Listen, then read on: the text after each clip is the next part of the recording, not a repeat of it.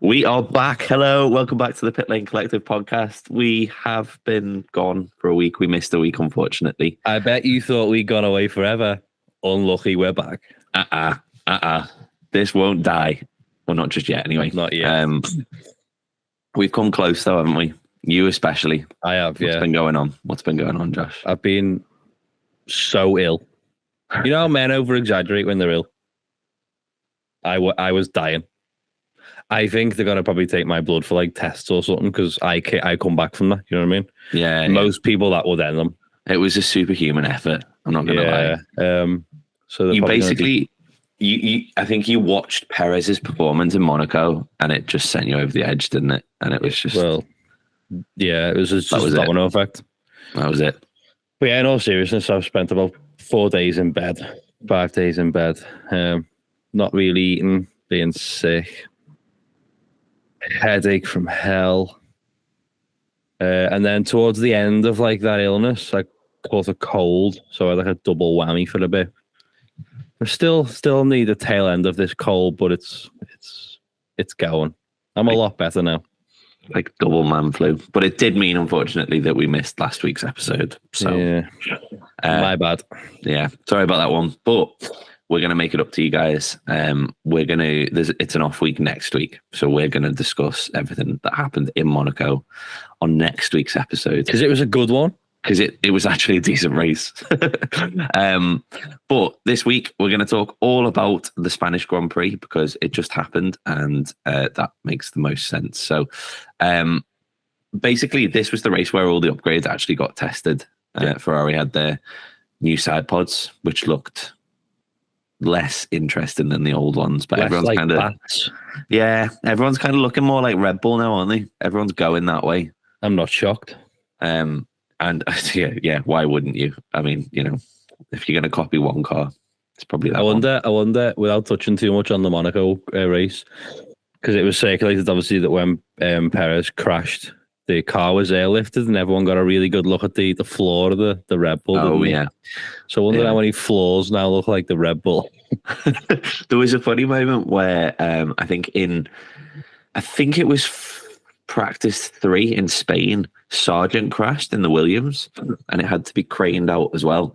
And people took photos underneath that. And then they were just like, what is this? It's just nothing. It's just like a plain floor. Just a little made in China on it. Yeah. Just like it's paper mache and hope. So I think there's a lot of teams probably studying those photos now and then. But yeah, the upgrades, Mac did have some. They've got side pods now. Yeah, so that was interesting.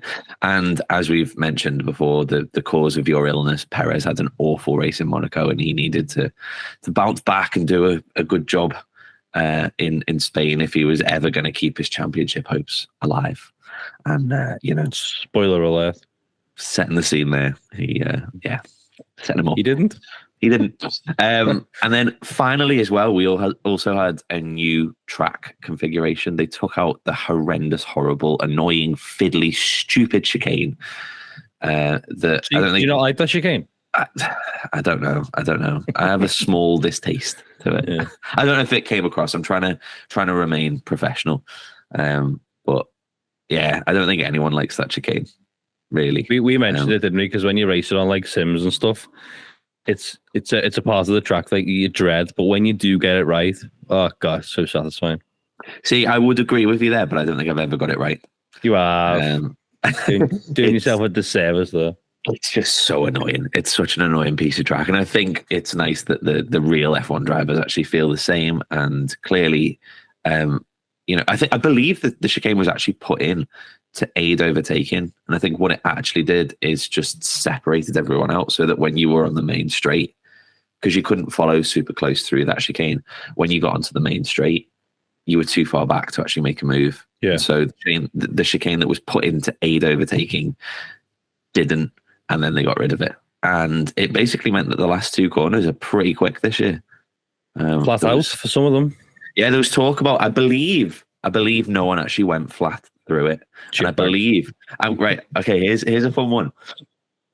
Have a guess, and I'm going to give you 3 guesses, who the closest Who got the closest to going flat through that corner?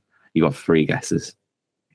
So, the obvious answer will be Max. But I'm assuming he's not one of them. Well, I mean, it depends, mate. You've got 3 guesses, so you can. Well, that would be the obvious one. So let's start with that. No, it was not Max. So I'm going to go with someone really outlandish then, and say Nick de Vries.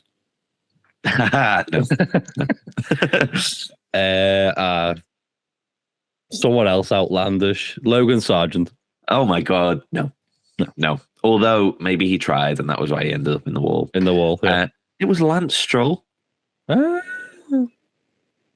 When you said outlandish, I was like, oh, I feel like you're going Lando or Lance Stroll, and then you just didn't. That would have been too clever for me, though.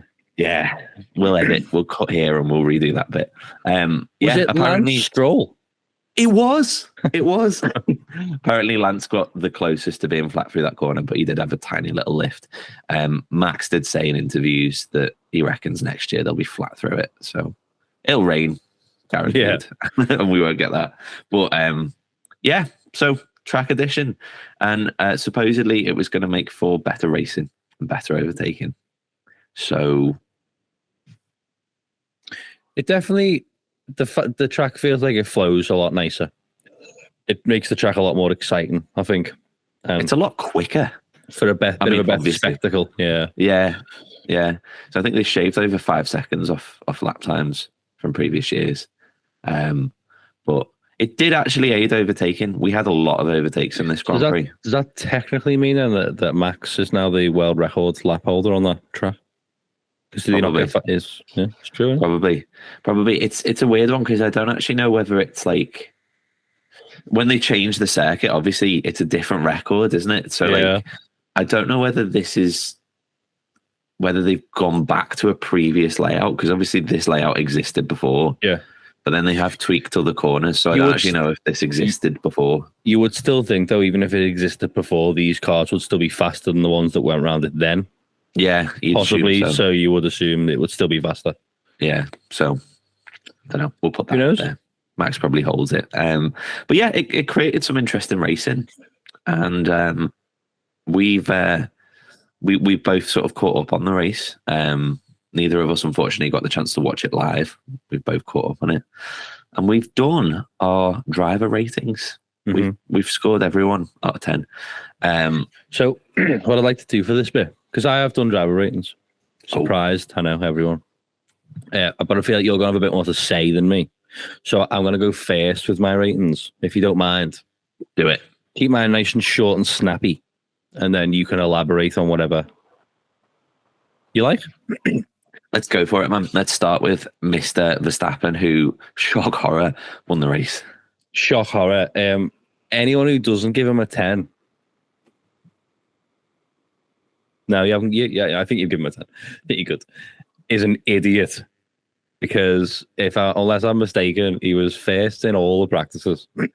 He obviously qualified on pole, won the race with the fastest lap. What more do you want? Led every lap. And led every single lap. Yeah, I believe it's called a Grand Chelem. Yeah, I've seen something I think it was on the Formula One Instagram that it was called something. Yeah, I've seen the word and never actually heard it spoken. So I think it's called Chelem. It'd be interesting to see how many drivers have done that.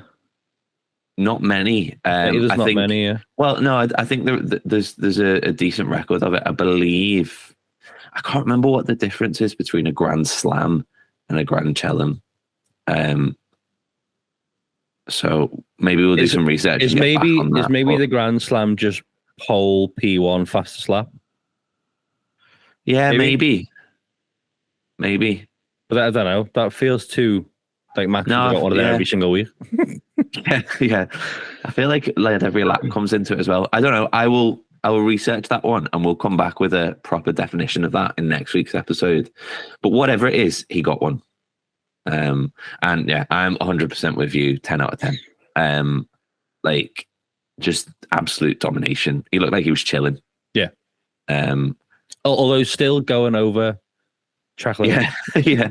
I just part of me wanted him to get the penalty just to be like, nah. Yeah. Whatever. Because he was that quick. I mean, it was 20 odd seconds in the lead, wasn't he? Like it's just. And there was a real moment, wasn't there, where his engineer was like, "Can you please bring it home in the white lines?" Yeah. I love the relationship between those two. Max is like, "Yeah, whatever," and he's like, "No, Max, please, can you just listen to me? Right? We need to." And Max is like, "Yeah, I suppose. What is the fastest lap though?" He's like, "You don't need to go for the fastest lap, Max." And he's like, "I know, but what is it? Because I'm going to do it. I'm going to do it." Yeah, just spectacular driving, and yeah, as you say, anyone who hasn't given him a 10. Sort yourself out. Next up, we've got Lewis Hamilton. I give him a 9.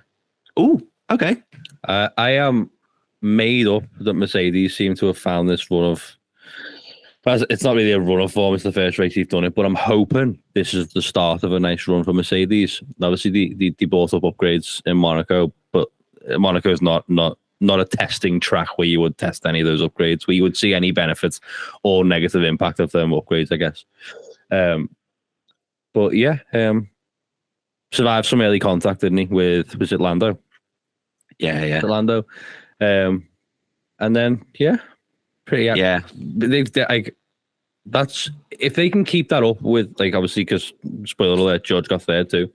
If they can sort of become that next, obviously they're not going to catch Red Bull. If they can slot into that next team, I think they've the comeback that they've had from where they were. Yeah, I think that is like a phenomenal job that they've been doing behind the scenes, because I think I'm calling it early. I think they will comfortably now become the second best team. Yeah, definitely. I can see. I mean, I think it'll still shift between races a little bit, but yeah, I'm with you. Especially second race with those new upgrades on, like first proper. Because they were quite coy about the upgrades as well. I know George was, because he was asked and he was like, "Oh, it's not really nothing to do with the side pods. It's something else. It's something else." But clearly, whatever they've done is work, because the car looked quick. Yeah, they found a lot of pace. I've given Lewis a 10, because I was genuinely looking at it going, what else could he have done? I think he maximized everything he possibly could. Qualifying wasn't amazing, but I think it was kind of where Mercedes could get to. I don't feel like he made any mistakes there or anything. And then in the race, lost it. Unlucky contact with Norris at the start.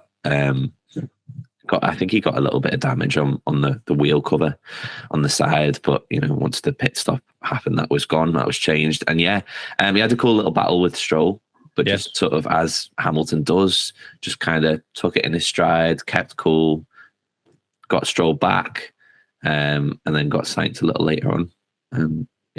Just sort of fired off into the distance. It was kind of mad how. I mean, obviously Max was in a world of his own, but then Hamilton was in a world of his own as well, just kind of like pulling out. So I gave him a 10 out of 10 there. And then, as you mentioned, George Russell came third for a double Mercedes podium. I gave him a 9 as well. Yeah, so did I. So yeah, solid weekend. Survived a bit of a scare early on when he had to use the escape road. Could have been a penalty. Maybe in another world that's a penalty. I'm not sure how that affects his race. I haven't really looked at the end standings, whether a 5-second penalty would have affected that too much. Would it? I think it would have dropped him behind. Would it? Yeah. Well, sometimes you need a bit of luck, whatever. But yeah, not much to say really, other than the same with Lewis. Like, what a jump that Mercedes seem to have made. And if they can carry on putting in them performances, then I think Toto will go to bed a happy man.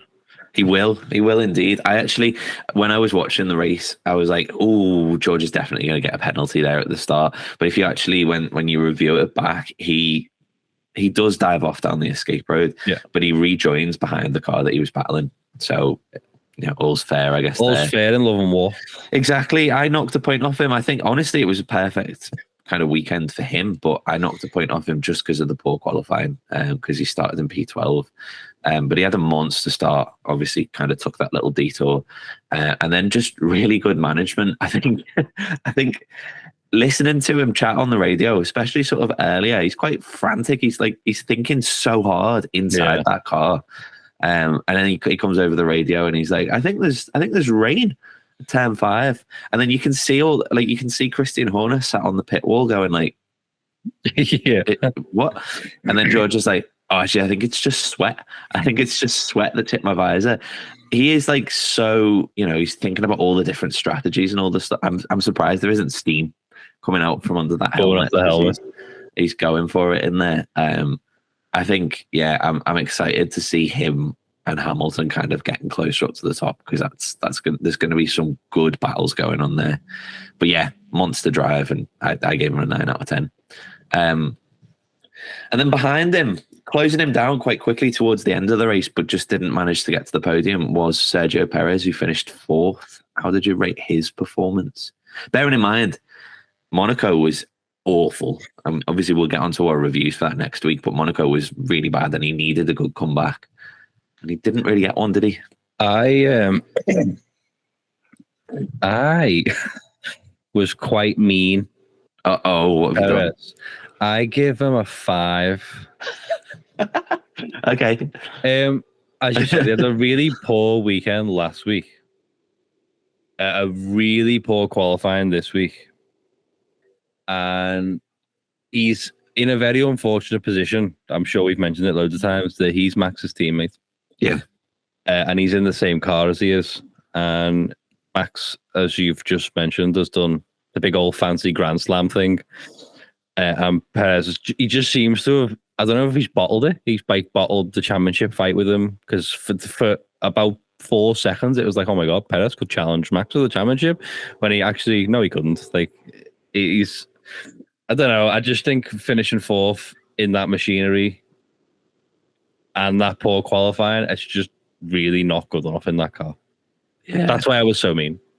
See, it's funny you're saying you were mean, because I've given him a 4 out of 10. I'm so glad. I was the same. I was the same. I think you're being very kind there. Like, I think obviously poor qualifying, and it was his mistakes. It wasn't, that he didn't get caught out necessarily by anything. It was just mistakes. Started 11th, and then Russell beat him. Like, Russell started behind him and beat him fair and square through the race. As you say, it's the toughest seat probably in Formula One at the moment, and I think you'd be delighted to take the chance to fight, but it's also like it could be like a poison chalice kind of thing, because Max is just that good. I think you'd be super cautious about being put under that spotlight, but he will get compared to Max because he is in the same car, and I honestly feel like Max would have won that race if he'd have started 11th. Probably. So yeah, that's why I've scored Perez so low.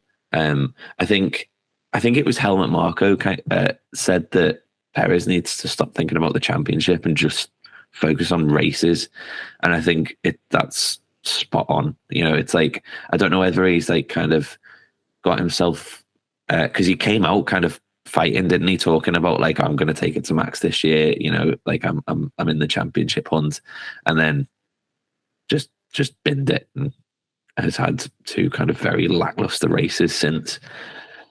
So yeah, maybe he just needs to take a little step back, stop thinking about the championship for a second, and just finish second. I know it's early days and stuff. How many more of them kind of performances before Red Bull kind of start thinking, is his seat maybe not as secure as it once was? Or yeah, I mean, I think he's probably quite safe in the fact that Red Bull are going to comfortably win both championships. But if you're not constantly improving, what are you doing? Exactly. If they want to bring a junior in, there's like Perez has got a limited amount of time to sit there and do this before they go, we need to get someone in who, if not necessarily is going to challenge Max, at least is going to be first and second in every race. If you win everything, so you win the constructors and the world, the drivers' championship, if you're looking at like micro improvements, your head goes to him. Yeah, because Max has won everything, winning everything. All right, Perez has contributed to the constructors, but someone could contribute more, and we could make a bigger gap. Because if they just stagnate, Mercedes will improve, and everyone will improve, and then the gap will get smaller and smaller and smaller, and before you know it, you haven't got that gap anymore. Yeah. So if you start looking at like the micro improvements, which I'm sure these teams put everything under the microscope, he's got to have the microscope on him sooner or later, hasn't he? Yeah, 100%. Because Max can't do no more. Like, yeah, it's a really good point as well. Because do you remember, like a couple of years back, it was 2 Mercedes versus Max and the Red Bull, wasn't it? And you know, when you, as a team, when you've got 2 cars up front, you can use them strategically. You can put one on a different strategy, and the single car up ahead of the other team can't cover both. So you just increase your chances for wins that way. And you know, we saw yesterday that Mercedes had the 2 cars on the podium. Yes, Red Bull have got, like, you know, another 5 gears that they could go into to, you know, Max could disappear again. But there probably will come a time where they don't have that and they are fighting. And yeah, the crosshairs will be very firmly on Perez. I think they need a Bottas. They do, but not Bottas. But not Bottas. I think that realistically, Perez is going to start pumping in some results, because otherwise he's not getting renewed. I don't know when his contract ends. I think it's the end of 2024. Can't see them renewing it. I think that they'll just probably promote someone like you know, like Tsunoda or someone like that up. So yeah, not a good result from Perez. Then I feel like this is where we might split on our results slightly, because in 5th place we've got the hometown hero Carlos Sainz. Yeah, I give him a 6. Okay. You surprised? Yeah. I gave him a 9. And I feel like that. I feel like it needs qualifying, but I'll let you go first and then I'll qualify my 9. I noted that he had a great result in quali. However, it started to become a little bit of a trend that he qualifies well and then just falls slowly down the pack. And then seems to lack the pace that the rest of the grid does. It's not by all means a bad mark. I think 6 is just fine. You did okay. Yeah. But I think if you qualify in P2, P2. I don't know. I think you just need to maybe just do a bit better than that. Yeah, it's a tricky one. So qualifying the 9, I think if you look at just the position that he started and the position he ended the race, I think he'd go way lower than that. But I think I don't think he made any mistakes through the whole weekend. He didn't put a foot wrong at all. Qualified 2nd, which, you know, you're not getting ahead of Max on this track. Max was like half a second further up. Started as well as he possibly could. Tried to hang it around the outside of Verstappen on turn 1, but you know, that's always going to close. And he did the right thing, I think, there, and backed out. And then the Ferrari just wasn't quick enough. I think I don't know whether Ferrari did any blunders with the strategy. They probably did, because it's Ferrari, you know, we'll just assume. But I honestly don't think he could have got any higher than that when you look at the cars that finished ahead of him. I know it's depressing that, like, Hamilton got through, Russell got through starting, like, you know, 9 places further back or whatever. But I don't think any of that is on Sainz this time. And I like when Sainz has a bad race, I go in on him. I was half expecting a spin or he'd be in the gravel or something, but I think he did a great job, and I just unfortunately don't think the car's got the pace. I don't think he's very quick. No.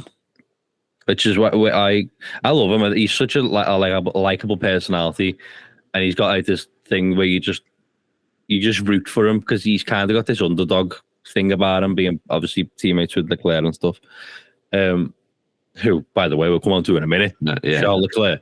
I don't know. I think I just think he lacks pace. I don't know. I don't think he's very quick. Yeah. He's more consistent than just outright quick, isn't he? He is, which is how this trend has started, where he seems to qualify fairly well, and then over the course of the race just drops and drops and drops and drops. Yeah. And that's like a trend that you don't really want. You'd rather it be the other way. You'd rather not really have amazing pace over one lap, but a really good race pace than have it that way, because you're just going to get eaten up by the other cars around you. So I thought that was you make a good point there.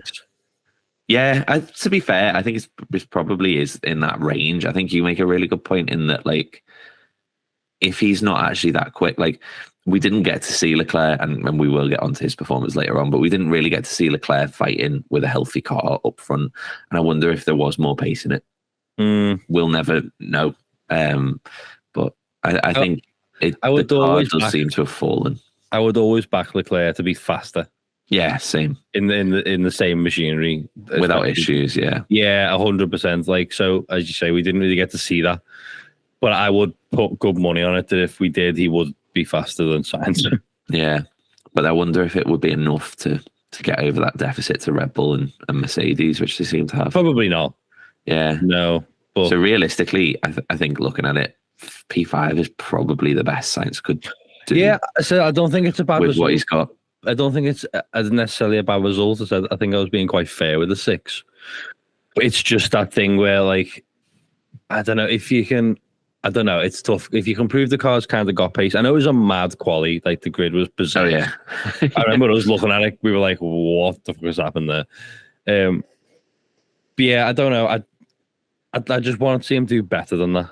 Yeah, same. He's getting into, like, a bad habit of that. And oh, man. And it's got to be so heartbreaking at your home race to just slip slowly backwards and just shunt off the podium and then out of the top 4. It's just... If you'd have asked him before the race, starting second on the grid, if he'd have been happy with 5th, he'd have said no. Yeah. So that tells you everything, doesn't it? And he knew who was behind him. He knew that there was another Red Bull and 2 Mercedes behind him. So yeah, exactly. Yeah, it's a predicament, isn't it? And then behind Sainz, we have got Mr. Lance Stroll, who finished in 6th. I've got one little sentence on him. I give him a 7, by the way. Okay. Placed higher than Alonso is right, Lance. Go on, Lance. I've rated him a lot higher than this, and I'm giving him a big rating. I've given him a 9 out of 10 because he qualified really well. Other people were dropping it, and he didn't. He qualified decent, and then he made that ballsy kind of overtake on Hamilton, and I was like, "Go on, mate, go on." And I was like, "Yeah, he went for it." And in fairness to Stroll, I think similar to how Sainz found it, the Astons just didn't have the pace today either. Yeah, I did write that, to be fair. It seems to have lacked the pace. It lacked the pace this week than it certainly has shown in previous races. Yeah, but I think, like, Stroll's had a messy few races as well. And some of them through no fault of his own. And especially, I think he was getting dunked on a lot last week for Monaco. And we'll come on to that next week. Rightly so, by the way. But he needed a decent performance. And I think that was that. To be honest, I think he did a really good job. So I've given him a 9 out of 10 there. And I should really caveat that with as well. That's a tough seat. Yeah, I know he's got, like, the whole me dad owns the team and stuff, but he's sat next to Alonso, who's getting so much of the media attention, so much of the fan attention. He's performing so well. He's got God knows how many podiums in that car. That's almost as tough as the Perez seat in terms of all the attention is on your teammate. Yeah, and they're performing so well in the car and you're not. The pressure can start to build, can't it? I've got to beat him a bit. That is a high pressure seat. Yeah. But maybe now he has beat him. Maybe that gets the camel off the back a bit. And I don't know. Yeah. A camel off the back, is that a thing? It is now. It is now. I'm getting a t-shirt on that. Pitlane Collective Podcast, get the camel off your back. Make it happen. Come on. And then behind Stroll, Alonso, as we've said, Stroll finished ahead of his teammate. How did you rate Stroll again? 7. I gave Stroll a 9, and then we got Alonso. I gave Alonso a 7. I gave Alonso a 6. He was outplaced by Lance. Do better. Come on, Alonso. It was a bit messy, wasn't it? Yeah. A messy weekend from him. Yeah. I think, like, I did laugh at all the hype going into the weekend of Alonso going for his 33rd Grand Prix. It's like, no. Unless, like, Verstappen's car blows up. And even then, I don't know whether it probably still would have finished the race. And Perez crashes into a wall again, which, chances are that's probably happening.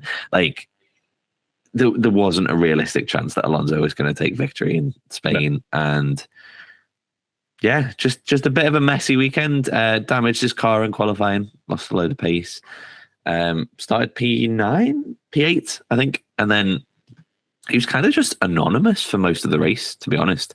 Came alive a little bit at the end of the race on the hard tyres and caught back up the Stroll. But while we're on Aston, obviously the upgrades were really put into effect this week. Do you wonder if this is just a one-off, or do you think maybe they've started to become upgraded by the other teams around them? That worries me a little bit. I don't know. I think they did bring upgrades, so maybe it's just one of those weekends where the car didn't suit the track particularly well, or they just didn't get the setup nailed or something like that. Yeah, I'm not sure. I think we'd have to see a few more races to be able to tell properly. You know, I think if Mercedes are comfortably finishing ahead of them for the next couple of races, then they've been well developed there. Hopefully Aston can get back on the... It's good while it lasted, wasn't it? Yeah. Well, hopefully that's not the case for things to come, because I was enjoying seeing Alonso at the front. But in fairness, this is the first time this season, I believe, that he's finished outside the top 4. So fair play. It had to end at some point. Yeah. I gave him a 7 out of 10 just because of the mistakes and stuff. I enjoyed the radio comments at the end. Thought they were quite quality. Just the whole sort of, you know, tell Lance not to worry. I'm not going to overtake him. Don't worry. And then just power slide him around the last corner, like waving at the fans. He's a bit of a showman, Alonso. But he genuinely seemed quite happy and chill out of the car. So I don't think he was too worried by stuff. Yeah. So hopefully they've got a bit more pace that they can bring out in the next races. Behind Alonso was his old teammate, Esteban Ocon, who at one point looked like tried to murder Alonso with an overtake. Went very defensive down the main straight, and Alonso kind of just had to follow him all the way across. But I don't think Alonso was too bothered, and no. I think people reviewed it and just said, it was a bit aggressive, but it wasn't a kamikaze overtake like it looked at first. But Ocon finished in P8, qualified 6th. How did you rate his race? I gave him a 7. Yeah, I did as well. On the back of a great weekend last week. I thought that was about the best he could have done this week, really. Smashed it. Decent points for the team. Yeah. Good little run of form he's found himself in.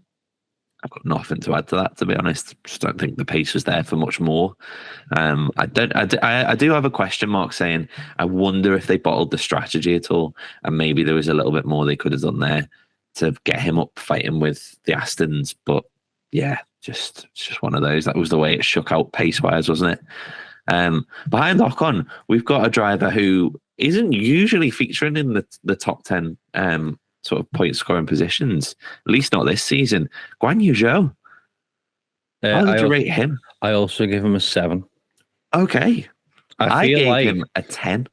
Yeah, so I was going to say, I feel like you would have rated him a lot higher because you're a bit of a fanboy, aren't you?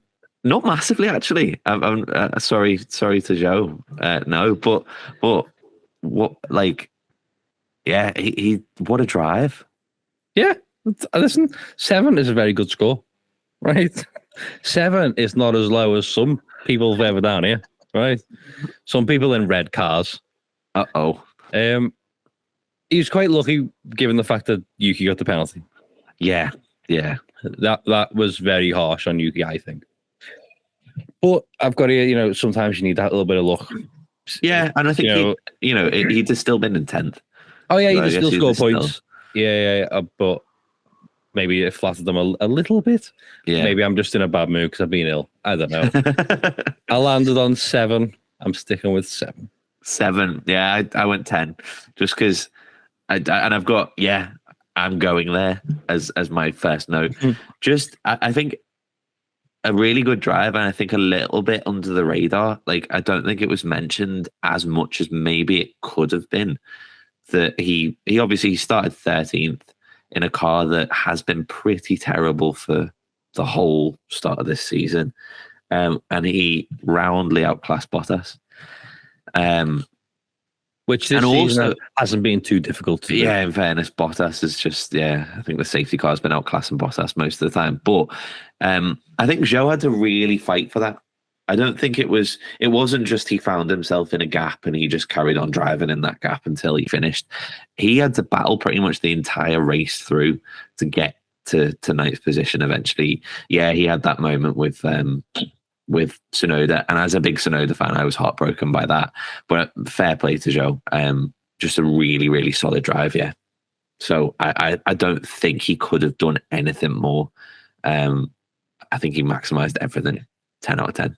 Remember when we started this, you were the arsehole? Yeah. I really kind of took note of that afterwards and went, no, I've got to call out good and bad and not be sort of worried, because I was just sitting in like sevens the whole time. I was like, ugh. Yeah, Well, Max won everything 8. Behind Zhou, we've got Pierre Gasly. It's so funny because you've just said I was just kind of stuck in sevens. Gasly gets a 7 as well. So I think he recovered well from a really poor start. He was given 2 really shitty pit stops. He was very slow pit stops. So all in all, I don't think a point is a bad result there. No, I don't think. I think he did okay. So I'm with you. On the matter. I'm with you. I gave him an 8, just one higher. I think that Alpine just decided that they hated Gasly this weekend. I don't really know what the deal was there, but like, I don't know. Maybe they just decided to pick on him this time, because during qualifying he blocked 2 different drivers, and I believe both of the issues of the blocking were the team's fault, because basically the first incident, he was, I think, on a cool down lap, and both Ferraris were on hot laps, and they were like, there was like 5 seconds between Gasly, then the first Ferrari, and then the second one. And clearly Gasly just got told, there's a Ferrari behind you on a hot lap, let him past. And he did, and then he pulled back onto the racing line, and Sainz, who was the second Ferrari, was like, whoa, dude, and had to back out of it. And Gasly got a 3-place penalty. And so then, harsh, isn't it? Yeah, which was brutal. And then I believe he just wasn't told about Verstappen and just ended up blocking Verstappen on a hot lap as well, and got another 3-place penalty. So he qualified 4th, I think, but actually started the race in 10th, which is already an amazing achievement by Alpine. Like, great job, solid work there. And then, as you say, just through the race, got like, I think it was a 4-second and a 5-second pit stop as well, which is like not great. So considering he looked quick through the race, I don't think he himself made any mistakes. He made some nice overtakes, had some nice moves. I just think, if I could rate Gasly and the team separately, Alpine would be getting dunked on a lot harder here. But I thought Gasly did a decent job, and as you say, to get a point from that is good. I'd have been really interested to see where he'd have ended up if he'd have stayed where he qualified, and Alpine hadn't given him awful pit stops, because genuinely he looked really quick, and I think he'd probably have been, if not around sort of Sainz, Stroll, if not ahead of them. Like, he was flying. Yeah. And then someone who wasn't flying finished below Gasly in P11 with Charles Leclerc. How did you rate him? 4. Okay, and that is that generous. Horrible? That's mean. That's generous, mate. It is. Where was he in quality? 19th. Is he 19th? Yes, yeah. I feel like I've got to fact check that, because I feel like it should be wrong. It was. He's 19th. 19th. He's in a Ferrari. Yeah. By the way. Yeah, to be just a poor weekend from start to finish from him. One to forget. Just, I'm not going to bash on too hard, because I like him. And he is better than that. But that's just one of them weekends that you just want to pack up and go home as soon as possible, because everything that could go against you went against you. He obviously wasn't on the top of his game. I don't know if the car... Did you say the car had an issue, or he thought it must have had an issue? Or I think he said he'd be very surprised if it didn't have an issue. So would I, by the way. Poor. Yeah, I've not gone quite as low as that. I've given him a 6. Just, I think very clearly there's something wrong with that Ferrari in particular, because he's not 19th in qualifying. No. We know Leclerc. I mean, he's put it on pole this season ahead of a Red Bull. Yeah. There was something very clearly wrong. The team didn't know what was up with the car, took the whole back end off the car and put a new one on. So we started from the pit lane, and they just didn't really make any inroads into the point. Well, he didn't make any inroads into the points at all. Finished 11th. I've got in my notes here: awful quali, pit lane start, awful race. When will the misery end? And I think that kind of sums it up, to be honest. I think Charles probably did what he could with what was clearly a not very compliant Ferrari. But yeah, I think there's got to be something serious up with the car for him to be that far down and struggling to overtake like De Vries and stuff. You would absolutely hope so, wouldn't you? Yeah, I mean, if there isn't, oh God, what did he have for breakfast? Damn. Behind Leclerc, Yuki Tsunoda, who is, I think he's just my favorite driver. I'm just going to come out and say this now. I think he's. Go on now. I'll let you take the floor on him. He's your favorite. Well, I rated him a 9 out of 10.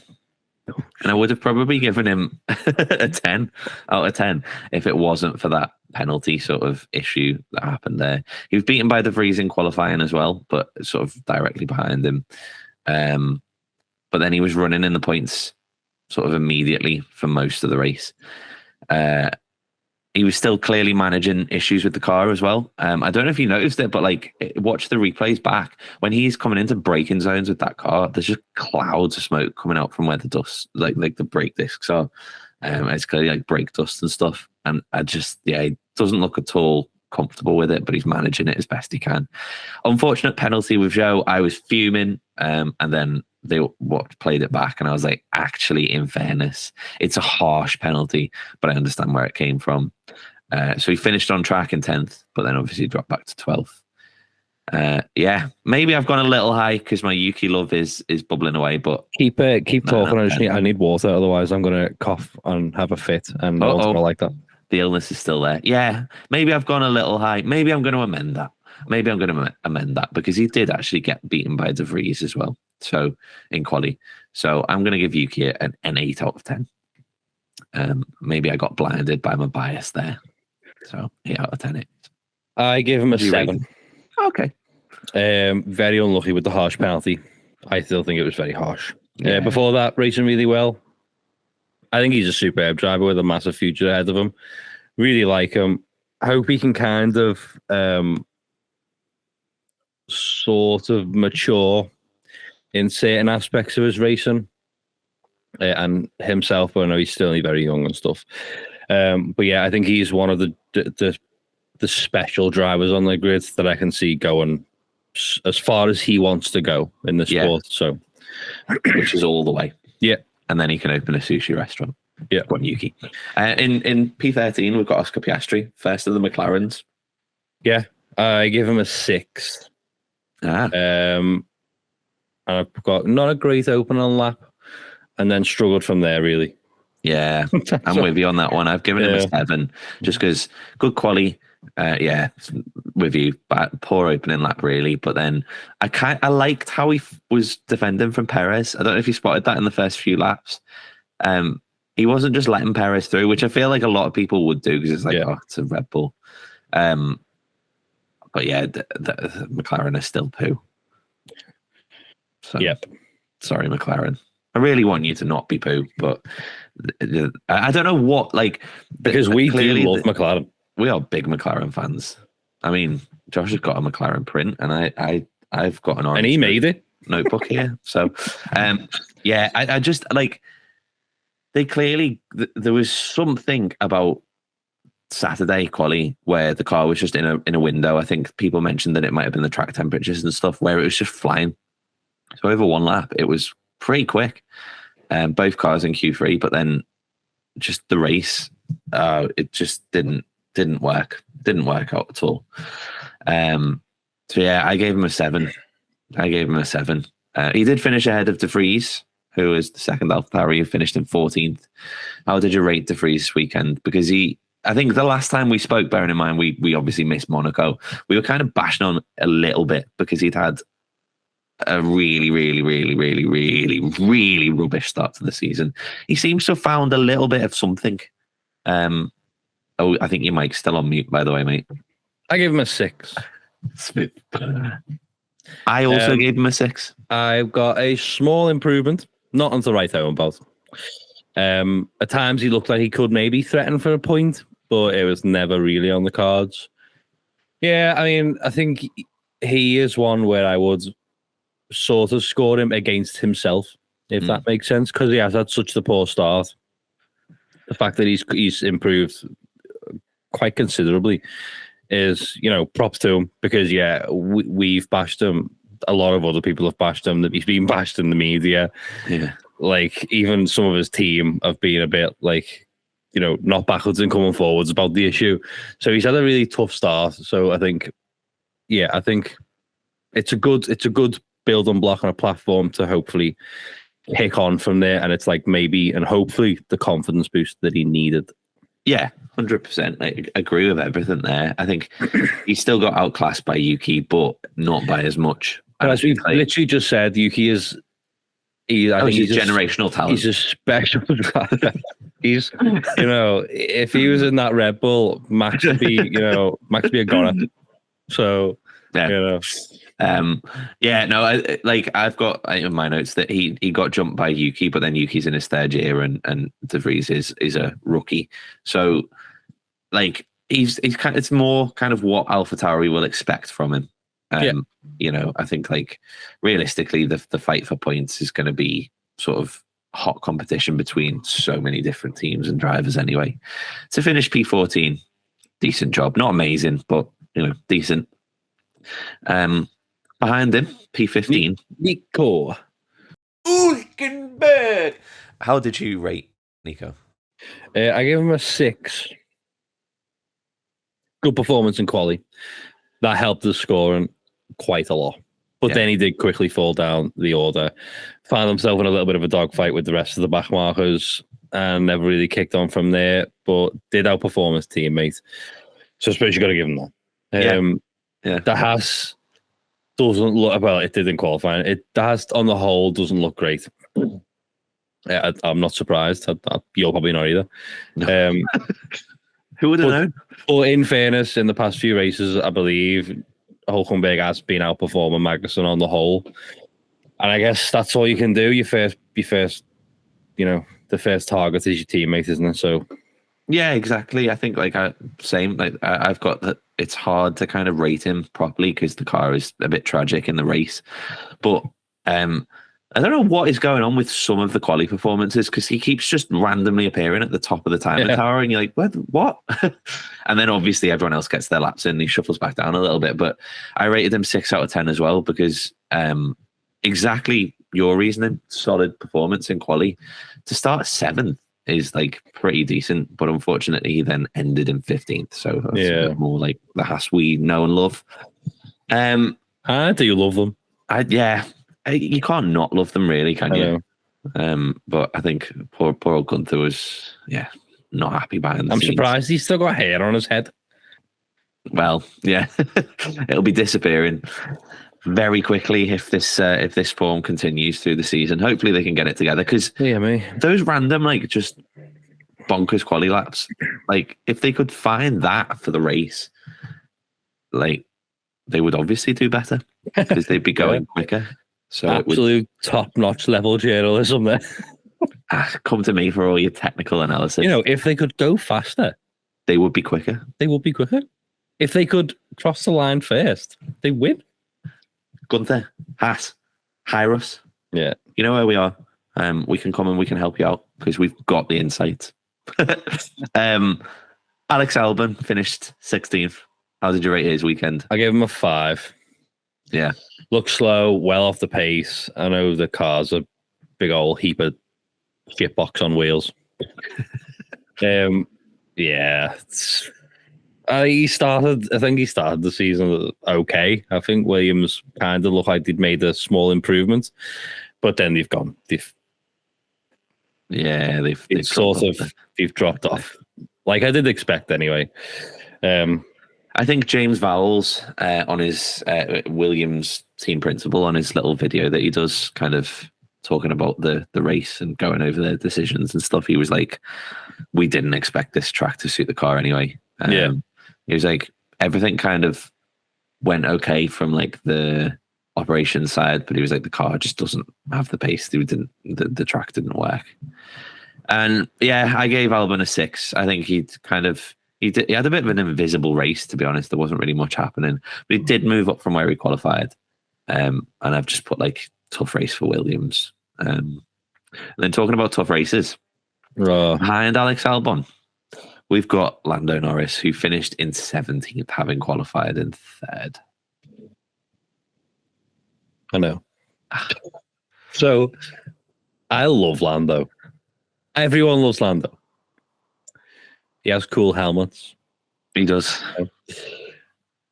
But my God, like when I seen him qualify there, I was like, oh my God. In fact, we were together when we seen the result. Like, oh my God, what's happened? Are these like upgrades? Are they suddenly like super fast again? Maybe. But obviously he had the massive contact on the opening lap, had to box, and then it was done from there, wasn't it? Like he was never coming back from that. Yeah. Which was very unfortunate because I would have liked to have seen the pace of it. I'd like to have seen where he would have, because I'm not sure he would have kept hold of 3rd. To be fair, no. But I'd be interested to see what kind of pace, because it's been struggling for points, really, hasn't it? So yeah, where it kind of lay in the top 10, if he could hold on to top 10. But we never got to see that. And it's like, will we get to see that again? Because that seemed like, if you take that race just as its own little, bubble, I can't see him doing another qualifying where he gets P3. I think it was kind of a flash in the pan. I hope it wasn't, but I think it probably was. So this was probably the best place to show what pace the car had. Yeah. I don't know if he's going to get that opportunity again. Feel for him, man, because he's a superb driver, but that car is just not great, and he's obviously battling with a bit of bad luck as well at the minute. But yeah, it's a tough one. It's a tough one. It is. It's a tricky one. How did you score him out of? How did I not? Did I not give you the score? You might have done. I gave him a 5. And I only really give him that because of the superb quality. The race was just terrible. Yeah. It wasn't all his fault. I'd have to look back at the incident where he got the damage, to be honest. I don't know if it was a racing incident or maybe it wasn't I haven't really looked at the accident that closely. But still, the race was just bad luck after bad luck after bad luck. And yeah, in my notes, I've just got yeah. So I've given him a 6 out of 10. And I've just basically said like mega qualifying lap, because it was bonkers, and he does have a habit of occasionally pulling these insane laps out of what a car that shouldn't really be there. Got a bit of history of being quick around this track, hasn't he? Yeah, I think he likes this track. He has, but I think he's got that sort of that crazy speed that he can turn on and unlock occasionally. And clearly, I think, like we said before, I think that the McLaren kind of the track conditions came into the window where the McLaren was the happiest and stuff, but he put the lap together. And then it all came undone at turn 1, turn 2. And his race was basically over from then on. I think, like, looking at it, I think Lewis said, like, oh, it's something that he'll learn from. It was really unfortunate. But it's just one of those, like, when you've got cars taking different lines through the corner, they will back up a little bit. And I think Lando just didn't expect them to slow down as much as they did. So it's a bit tough, really. And from then on, I don't know whether it was his fault necessarily. I don't know. There's obviously things that he could have done to avoid it, but if you can't anticipate it happening, then there's not a lot you can do there. And then I've just got McLaren were crap anyway. Maybe he could have got a point, because I honestly, like, if you think like the Mercedes would have 100% got him, Perez would have 100% got him, both Astons would have comfortably got past him as well. I think really when you start to get to like Ocon, Zhou maybe is where he could have probably finished. So he could have maybe got P8, P9, which isn't great from, starting third, but it would have been points. And unfortunately, he didn't get any, and he finished 17th on another dismal weekend for McLaren. Did you see the Max double take? Yeah, when he took his helmet off in quali and went, what? Is that a McLaren? No, Lando, you need to park a bit further back, mate. That's for the people who qualified third. Yeah, it's it was so funny, that. Proper mixed up grid, that. And I want to see Lando with a better car. And obviously McLaren do, and they're working super hard. I think they've got a proper like B-spec car coming, but I believe it's coming for around Silverstone, which is like a couple of races time. So they've been working hard at that. So fingers crossed that can, that can give them a boost, because they're a bit down in the dumps at the moment. And speaking of down in the dumps, Magnussen. My boy K-Mag. 18th. I've just got pretty unremarkable. Haas is very slow. Yeah, that's sweet Prince. Outperformed by his teammate again. Sorry, I gave him a 5. Outperformed by his teammate again, which again is the benchmark. When you're at a team like Haas, you need to be at least beating your teammate.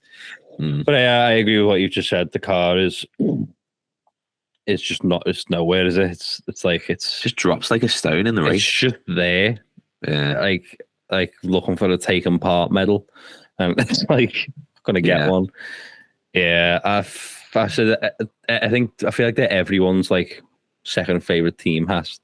Everyone just loves them, but I just wish they would just do just a little bit better. Again, they threatened it for a bit. Yeah, they did. They threatened, and they've done well in the past, and they threatened it for a bit occasionally. But no. I was gonna say again, like we were saying before, we are available, Haas, if you want our insights. Or to drive. Well, yeah, I mean, yeah. I'm a bit sick at the minute, but I feel like I feel like if they did just go quicker over each lap, they'd probably finish higher up. Well, the thing is, what a lot of people don't know is that like at the foot of the car, there's like a pedal. Yeah. And the further you press that down, the faster you go. My personal favorite alongside that is the turny thing. Like, I find if you turn the turny thing more, you can go tighter around corners. Yeah. And then you press the pedal, and it's just, we've got so much knowledge. We shouldn't be putting this insight out on a podcast, really. No, we should put it behind a paywall or something, really. I think. And with that, sign up to our Patreon. Yeah. Poor old K-Mag and poor old Haas. But I kind of segued into K-Mag by talking about down in the dumps. And I feel like if this is down in the dumps, I feel like way below down in the dumps, somewhere in the depths of the ocean, is poor old Valtteri Bottas, who I'm gonna finish 19th. I'm gonna group these together because we've hit an hour here. Bottas is really poo at the minute. I don't know what's wrong with him. I know the car's not great, but Jesus, he is a better driver than what he is showing. Yeah. And what he is showing is a massive lack of pace, like a massive lack of pace. I can't even think where he qualified. It was like 16th or something. Yeah, it wasn't great. I think he was out in Q1. And then I think it was 16th off the top of it. And then only Logan Sargent behind it at the end of the race. So he's fell back. And yeah, really poor. And then Sargent as well. I also gave him a 4 because, yes, this car does lack pace, but easily outperformed by his teammate again. And I think he's struggling badly, which I think might be a bit of a relief for Nick de Vries, because I think now all the spotlight is going to turn to this rookie. Yeah, because I think at the start of the season, after the first race or so, I think me and you were kind of on the same page as Logan Sargent. He's shown really. I kind of had a few high hopes for him. Yeah, he looked quick, didn't he? I certainly did anyway. But how that's dropped off. Poor guy. I don't know. I don't think he's going to be lasting too long in Formula One if these performances persist. Which is a shame. But Yeah, it's a dog eat dog world, isn't it? It's a tough one. I think like with poor old Bottas, he keeps like I feel like after every race now I see him post on Instagram and go like the car broke, like we had damage and we just couldn't fight for points, and and then the next race he's like the wing mirror fell off and Copy and paste engine, and it just didn't. It's basically just either the car's made out of paper or he's just getting super unlucky with like incidents and picking up damage. But yeah, he's been miles off. I gave him a 4. Poor Bottas. And then for Sargent, I gave him a 2 out of 10 because I was going to say 10 out of 2, and then I was like, that doesn't. Nope, numbers. I thought you were going to say 10. A 10 out of 10. Yeah, I gave him. If you have an aneurysm. Because I didn't realize until just now that he was in a car. I thought he was just running around that track. And I was like, spot on, mate. Yeah, I've just got like he didn't enjoy that. Qualified last, pit lane start, finished last. Next, 2 out of 10. Yeah. So that is the driver ratings for the Spanish Grand Prix, along with some sort of tasty technical insight there. How did you rate the Grand Prix as a whole out of 10? It's a tough one, really, because as you mentioned, we didn't get to watch it live. We had stuff on. I've, of course, since caught up on some extended highlights and read a few race reports and things in preparation for this. I know I do prep. It's hard to believe. And I think it was okay. Maybe I haven't really done one for this, so it's off the top of my head. 6. Yeah, it was fine. Yeah, it was fine. I've seen people rating it quite high on Twitter and things like that. I've given it a 4, and so I'm so happy when you're the bitch. So it's a weird one, and I'm interested to see whether anyone else feels this as well, because if you enjoyed it, fair play. Like, I'm not trying to say it was a shit race if you didn't think it was. No, I think that's exactly what you're trying to say. But I am. I watched the full sort of catch-up race, and I think going into it, maybe there was a bit of hype because I was like, oh, the grid's all over the place. I mean, Max was going to win, but then the grid was all over the place, and I was like, I think we're going to get quite an exciting race here. And if you were to just look at the amount of overtakes done, we did, but I think because it was such a there was so many different strategies going on. A lot of people did a 3-stop. It was just kind of constant pit stops. And even as a pretty hardcore F1 fan, I found it really hard to follow what was going on beyond like the top 8, maybe, because people would just pit and then you'd be like I was trying to like sort of follow Tsunoda a little bit, and then I'd look and he'd be in 13th, and then I'd look again and he'd be like 9th, and I was like, well, go on, mate, and then he'd be like 15th again, and I'd be like, what is good? Like literally within like 20 laps. And I think the fact that people were building it up as, oh, are people going to do a 2-stop? People going to do a 3-stop? They're basically saying all the strategies are going to go all over the place, and then they're going to converge at the end of the race, which has happened before. I think it was maybe it was France a couple of years ago where. And Mercedes have done it as well in like Hungary and stuff, where they'll do an extra pit stop and then they'll come back at the end of the race and they'll overtake the race leader, and you're like, amazing grandstand finish. I think that was kind of what was predicted here, and then I don't really feel like any of it happened. Like Perez was supposedly going to catch Russell, but didn't. Got close, but didn't.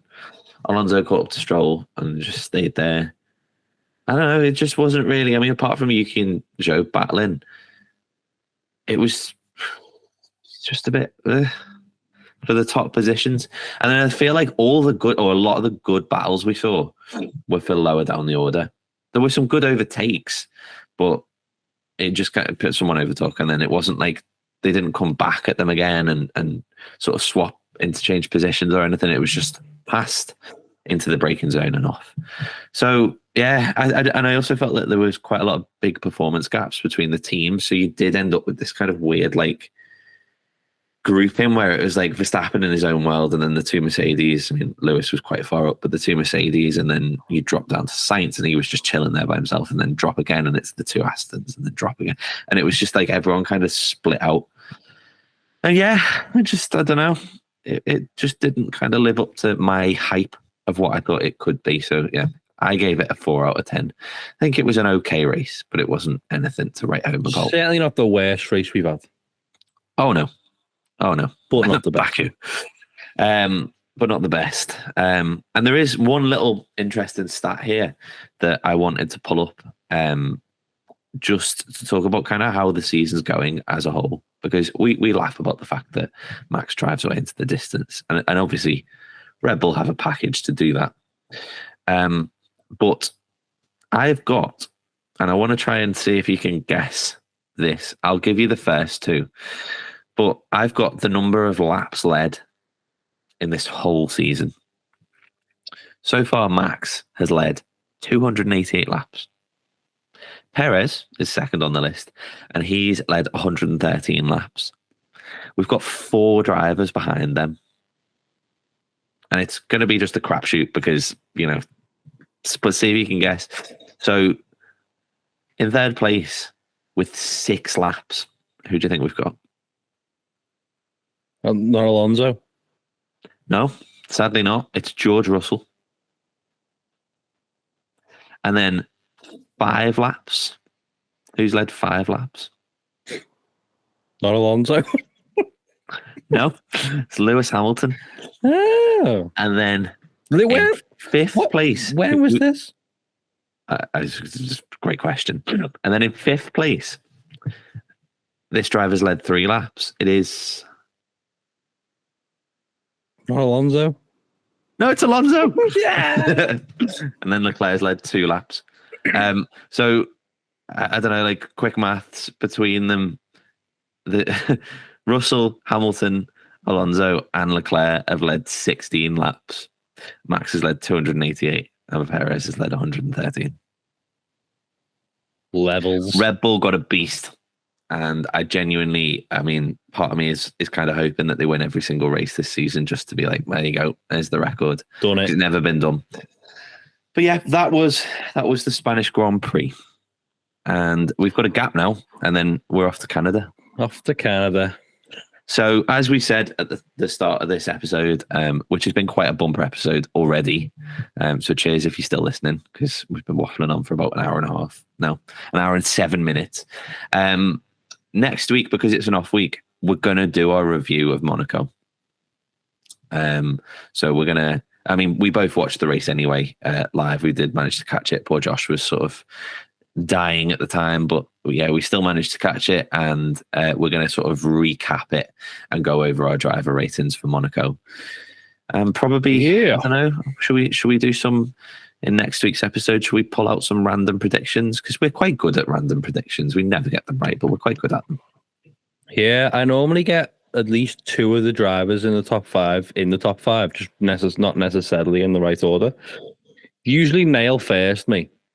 Yeah, pretty good at that one. Yeah. After that, it's a yeah. So yeah. So tune in next week for that. And thanks for tuning into this one. Hopefully, we are actually talking to people. There are people listening to this one because we missed an episode.